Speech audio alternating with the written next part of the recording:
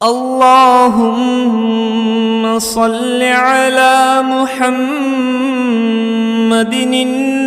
नबिय्यिल उम्मी व अला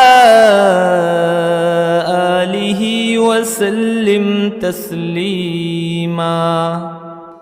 एक हदीस पाक में आता है कि जिसने जुम्मा के दिन असर की नमाज के बाद 80 मरतबा दुरूद शरीफ पढ़ा, अल्लाहुम्मा सल्लि अला मुहम्मदिन नबिय्यिल उम्मी व अला आलिहि वसल्लिम तस्लीमा, अल्लाह ताला 80 मरतबा पढ़ने पर 80 साल के गुनाहों को माफ कर देते हैं। अब आप गौर करें, आमतौर पे उम्रें तो 80 साल से कम ही है आजकल। तो बहरहाल 80 साल के गुनाह माफ होने का दूसरा मतलब क्या है कि नबी रिसाल ने फरमाया जो जुम्मा के दिन असर के बाद ये पढ़ लेगा, अल्लाह ताला उसकी सारी जिंदगी के गुनाहों को माफ कर देंगे।